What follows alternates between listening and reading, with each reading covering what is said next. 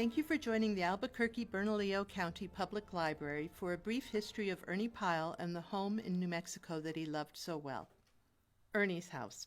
Ernest Taylor Pyle was a Pulitzer Prize-winning journalist who was beloved for his stories about ordinary American soldiers during World War II. It is Albuquerque's good fortune that Ernie and his wife Jerry came to settle here in 1940. Ernie was born on August 3, 1900, near Dana, Indiana. Very early on, he had a keen desire to travel and escape small-town life. He attended Indiana University, but left one semester shy of earning his degree to take his first job in journalism. His early career took him to Washington, D.C., where he worked as a reporter and copy editor for the Washington Daily News. He married Geraldine "Jerry" Siebold's in 1925. In 1926, Ernie and Jerry quit their jobs to drive around the rim of the United States in a Model T Roadster. We do like this gypsy life. It frees you of a great many responsibilities. Gypsying is in our blood, and even today, after 250,000 miles of going away from where we are, we still couldn't bear to think of settling down permanently.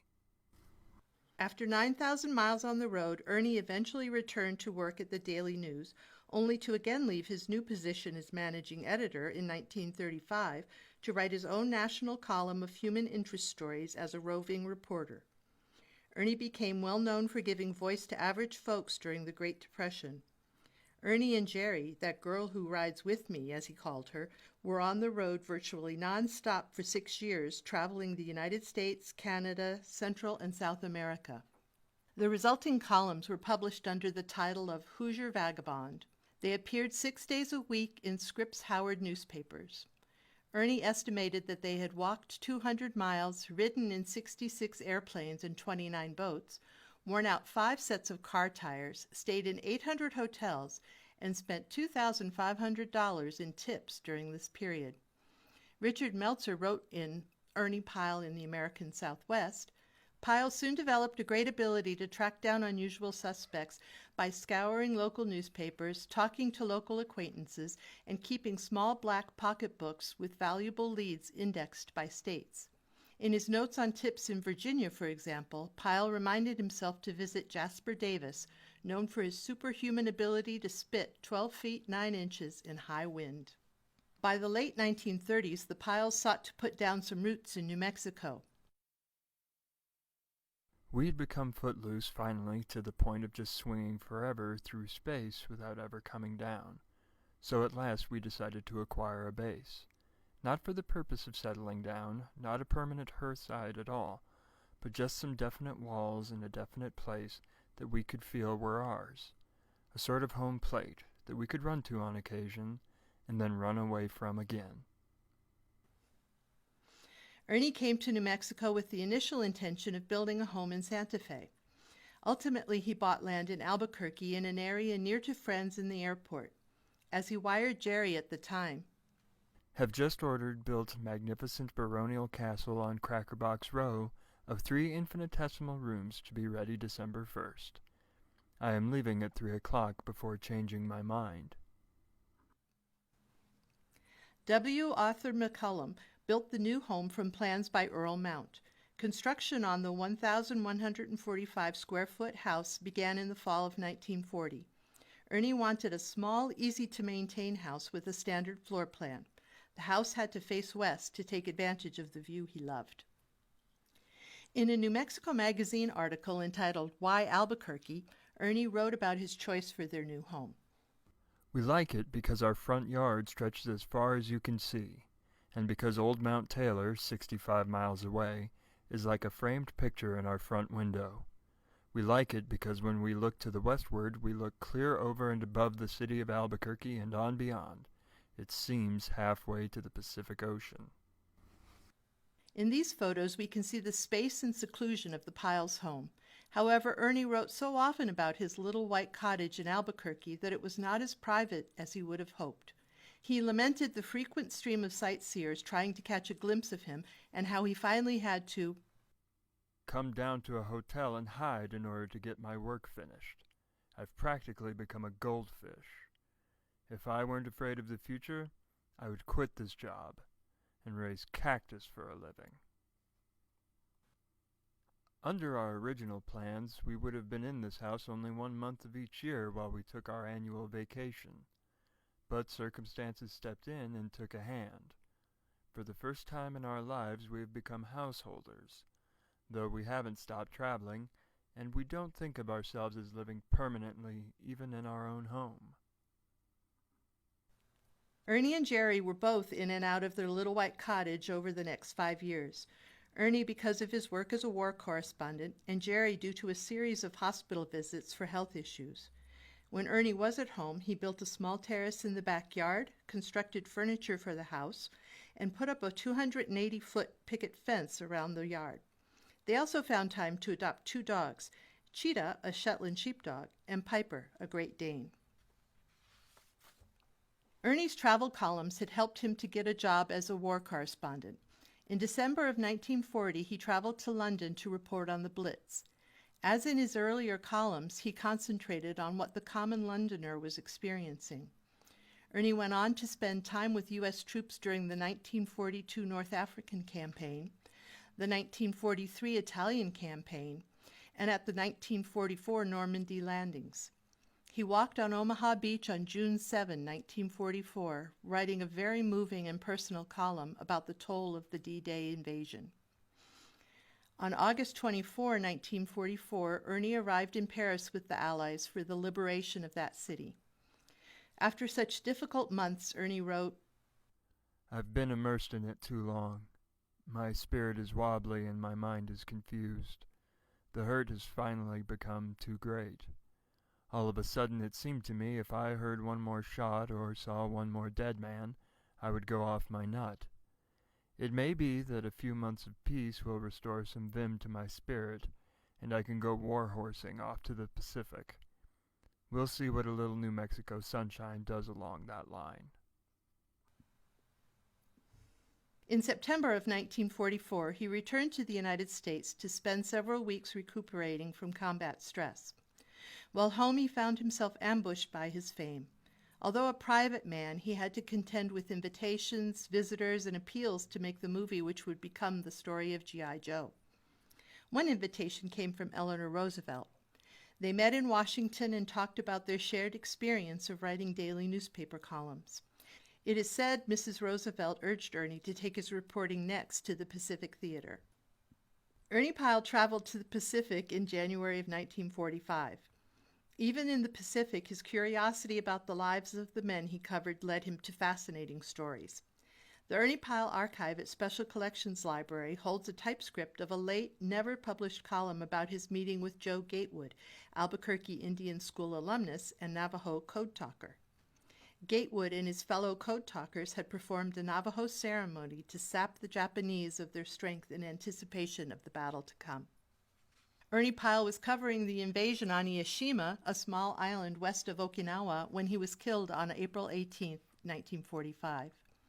He was initially buried on Ieshima under a marker that read, "At this spot the 77th Infantry Division lost a buddy, Ernie Pyle."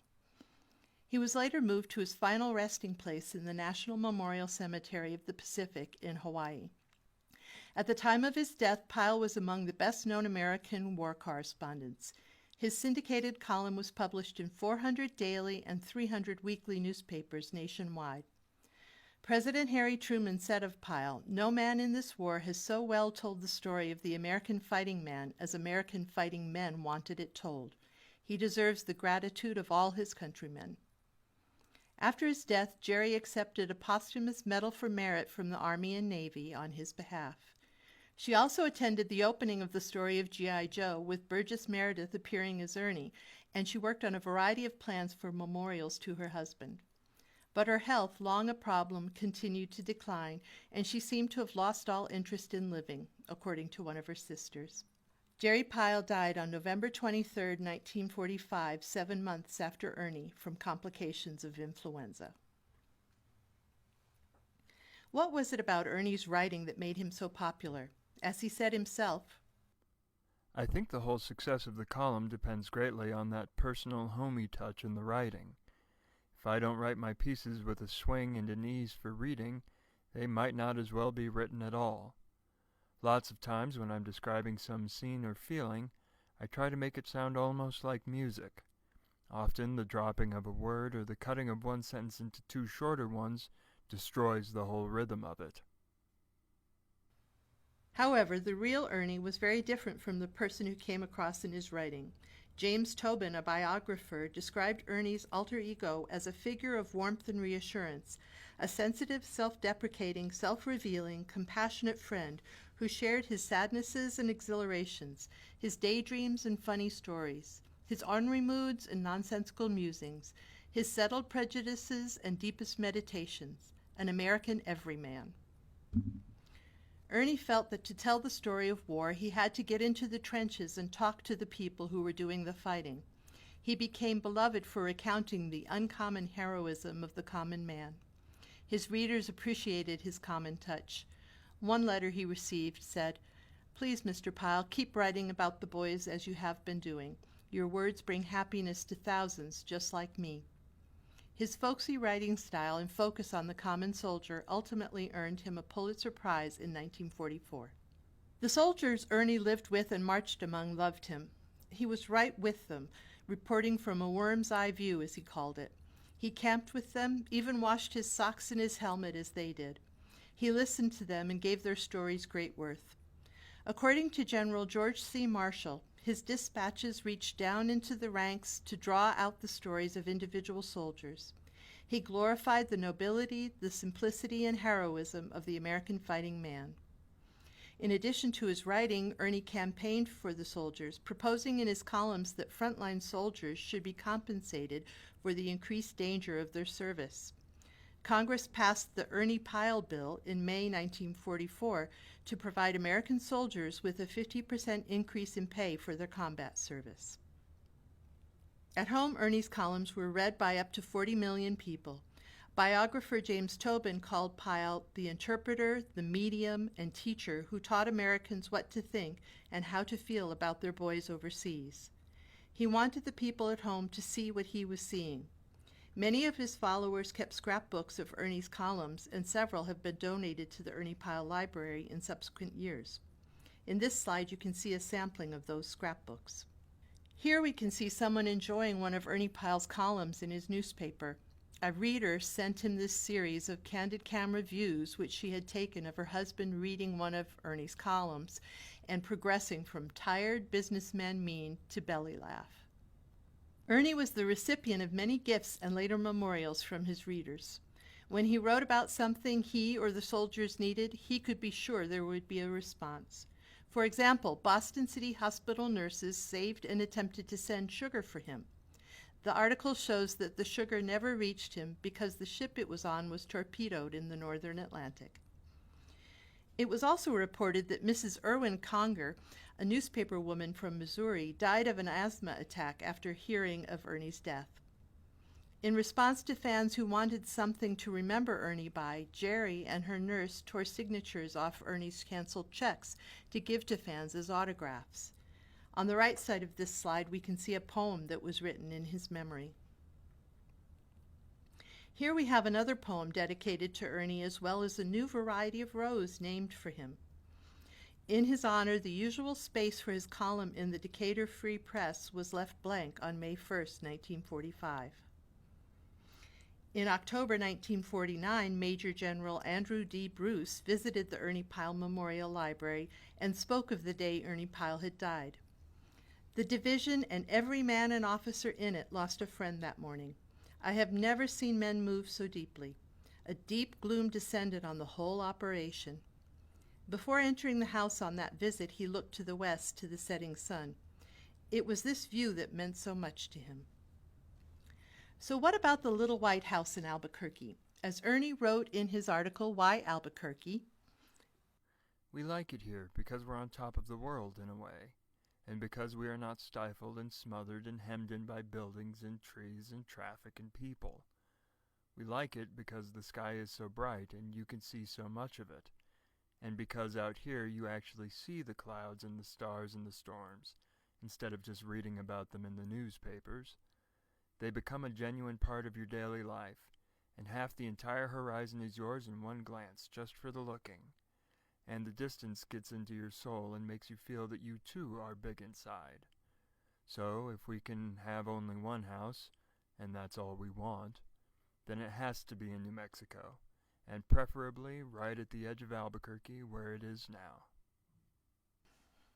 The floor plan pictured here shows the original intended use for rooms in Ernie Pyle's little white cottage, as well as the new uses the rooms were put to when the home became a public library.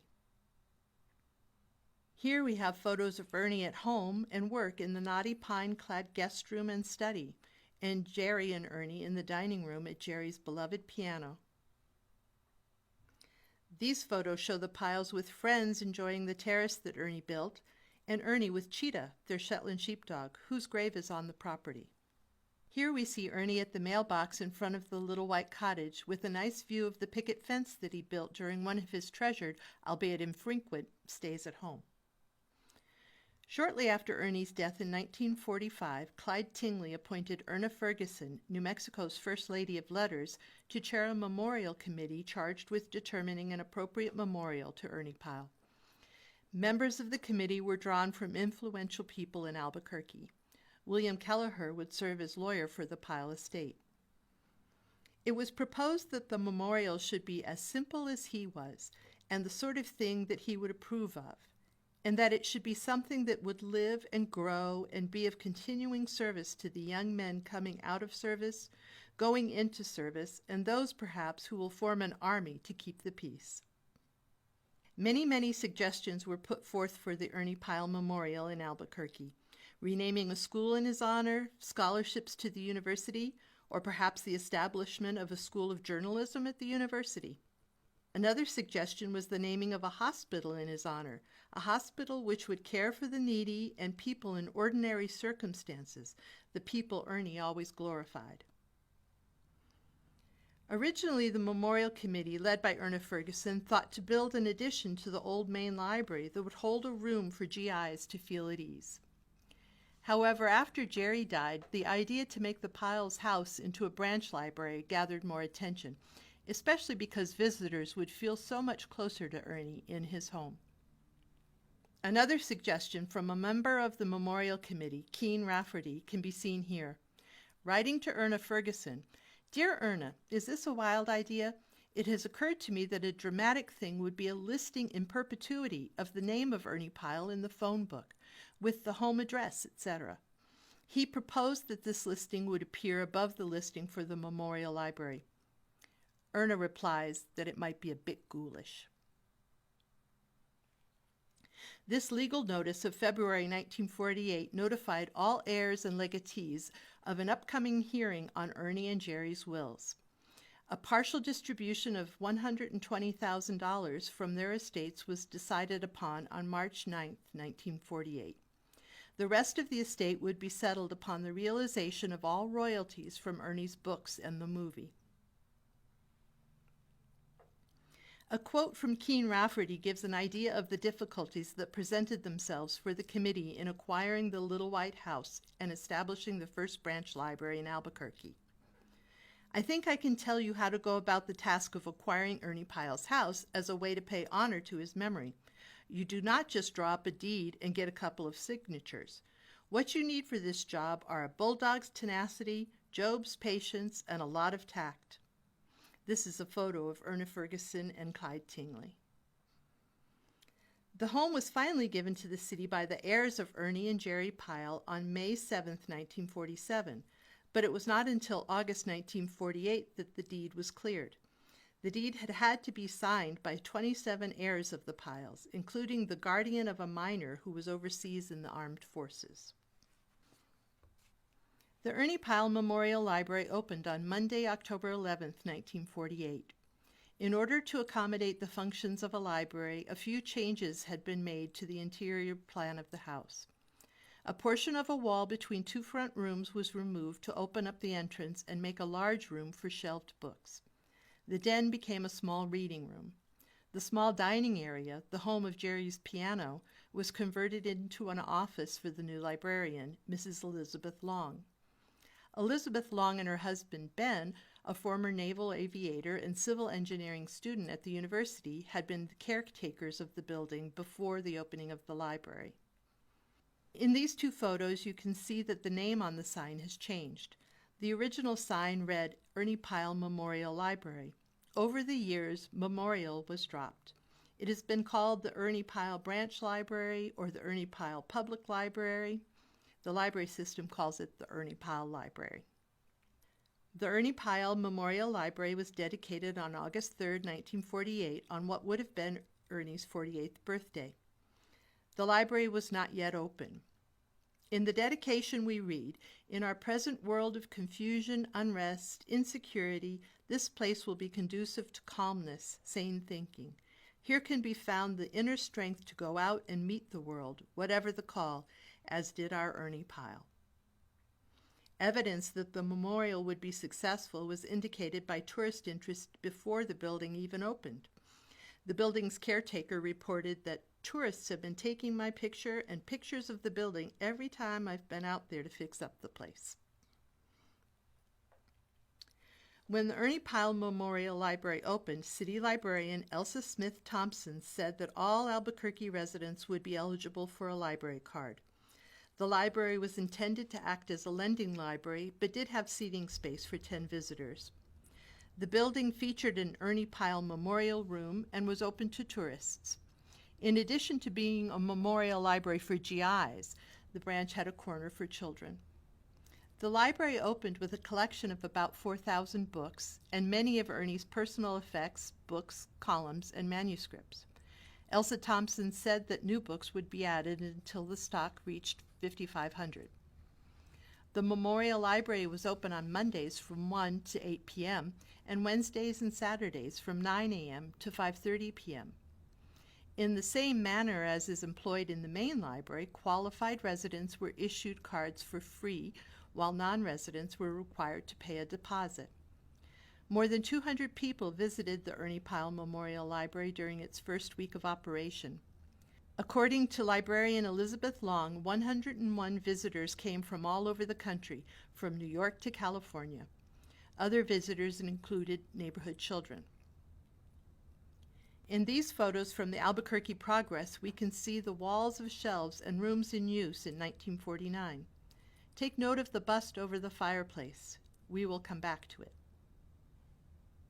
The first assistant librarian was Elizabeth Barnett, shown here with Elizabeth Long. In the collection, 1/3 of the books were children's titles, with the other 2/3 divided between adult fiction and nonfiction. Mementos consisting of letters from Ernie and notes of his were lent to the library by Mrs. E. Strager and Mrs. Earl Mount. A display case for Ernie's notes was paid for by a donation from some of his overseas buddies. Books were given a special book plate designed by local artist Lloyd Goff, featuring yucca and volcano peaks. The Altria Club of Albuquerque, a local women's service organization, offered to furnish the library. The Altrusans raised money for their project by raffling a Magnavox radio phonograph at $1 per ticket. They sold about 1,500 tickets, which demonstrates the affection held for Ernie and his new memorial library. Little Marilyn Rutherford, aged 8, checked out the first book from the new library. It was called Wild Horse. The first signatures in the library's guest book were Mr. and Mrs. A. L. Jolly from Verona, Pennsylvania. Elizabeth Barnett, assistant librarian, said that the couple brought plenty of camera equipment and took lots of pictures. The Ernie Pyle Memorial Library kept up the tradition of having visitors sign a guest book for many years. These guest books are now in the Ernie Pyle archive at the Special Collections Library. Perhaps the most notable entry in the guest books is the signature shown here, which is believed to be from Jack Dempsey, the world heavyweight boxing champion from 1919 to 1926. As you can see from the photo, Ernie and Jack Dempsey met during the war. As residents of Albuquerque may know, our Art in Municipal Places Ordinance sets aside 1% of city construction funds derived from general obligation bonds and certain revenue bonds for the purchase or commission of works of art. In 1983, the City of Albuquerque and the Albuquerque Arts Board announced a $25,000 art competition seeking a public art memorial for Ernie Pyle. The resulting white cement relief sculpture depicting a soldier in combat is by Willard Schroeder. The sculpture, entitled Brave Men, is inscribed with a passage from one of Ernie Pyle's most memorable columns, The Death of Captain Wasco, written in January 1944. The passage, which comes near the end of the column, reads, "Another man came. I think he was an officer. It was hard to tell officers from men in the half-light, for all were bearded and grimy dirty. The man looked down into the dead captain's face, and then he spoke directly to him, as though he were alive. He said, 'I'm sorry, old man.' Then a soldier came and stood beside the officer and bent over, and he too spoke to his dead captain, not in a whisper but awfully tenderly, and he said, 'I sure am sorry, sir.' Then the first man squatted down, and he reached down and took the dead hand, and he sat there for a full 5 minutes, holding the dead hand in his own and looking intently into the dead face, and he never uttered a sound all the time he sat there. Finally he put the hand down, and then reached up and gently straightened the points of the captain's shirt collar, and then he sort of rearranged the tattered edges of his uniform around the wound, and then he got up and walked away down the road in the moonlight, all alone." An early treasure of the Ernie Pyle Memorial Library was a bronze bust of Ernie. The bust was the work of sculptor Joe Davidson, a New York sculptor of great renown. Davidson had created busts of the likes of Franklin Delano Roosevelt and Helen Keller. Davidson heard that Ernie was in New York during one of his trips back to the States and convinced him to dedicate 3 days to sit for this sculpted portrait. From the sitting, Davidson created a plaster of the bust. He then made a mold from which bronze busts were cast. The bust was presented to Jerry before her death, but as is shown in this letter, was subsequently stolen from the library in 1987. Items taken during that theft were the bronze bust, a Coleman stove which Ernie had used during the war, and his honorary doctoral degree from the University of Indiana. Fortunately, another bronze cast of the bust is found in the National Portrait Gallery. And finally, we see here a tribute to the Ernie Pyle Library that appears in the book Heart of the Community, The Libraries We Love, Treasured Libraries of the United States and Canada, by Karen Christensen and David H. Levinson, a loving tribute to the little white house that Ernie built. Thank you for sharing this story of Ernie's house with us, and we thank also the people listed here for their contributions to this presentation.